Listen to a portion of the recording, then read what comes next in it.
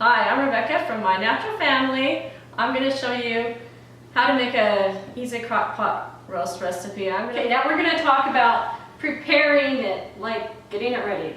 So the first thing you're going to do, of course, is get your crock pot out, and then you're going to want to cut your vegetables. It's important to cut your vegetables into big chunks. If you have these little tiny onions like this, by the time it's done cooking, you're not even going to be able to barely see them. So you want to cut a regular potato into pretty big chunks, like 2 inches, you know, like big chunks, sweet potatoes.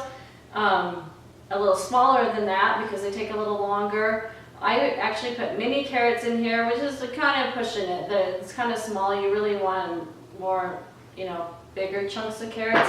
You don't have to put your vegetables in right away. Now, of course, say you're going to put it in the morning and you want to come back and have dinner and you don't want to mess it with it in the day, then you're going to have to put the vegetables in.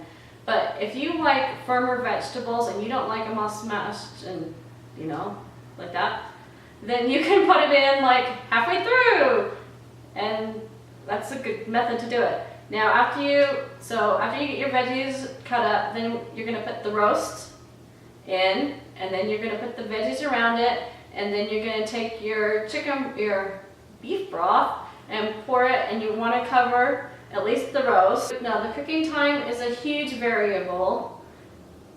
Crock pots now, I've read blog posts where they've proven that they cook much higher temperature than they used to. If you have an older crock pot, it's going to take longer.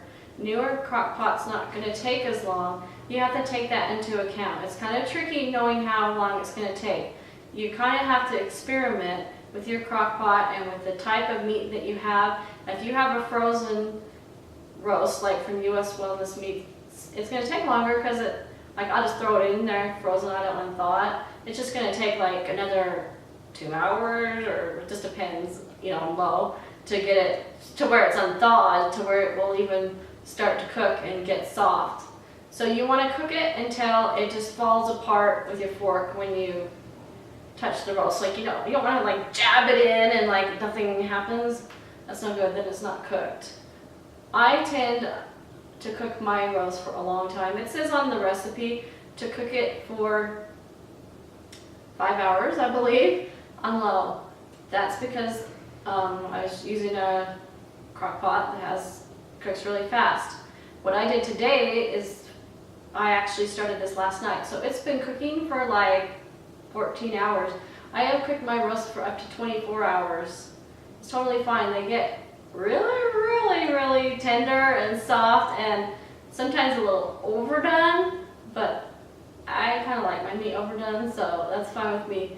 I'm going to show you what it means to be fork tender. It is rather self-explanatory, but basically that means move your vegetables aside if you need to, shove it in there, and if you come out with just a piece of meat, you're good.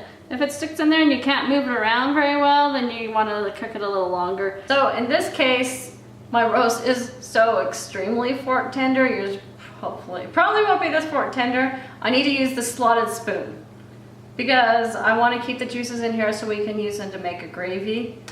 If you don't want to make a gravy and you just want to use the juices, then you don't have to do that. See, look, I'm getting almost the whole roast in one thing right here. Then I'm going to want to get some veggies out. Well, no, wait. I'm going to wait to get the veggies. What I'm going to do right now is shred it. And I usually use another fork. But see how tender this is? I can just shred it like this. I'm going to grab another fork. And this piece, because it is a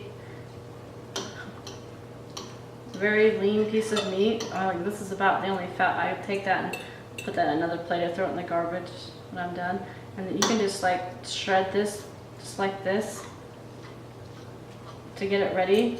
Or you don't have to shred it. If you want to serve it, just, you know, cut it, you could. In my family, I shred it because I have little kids and they like it.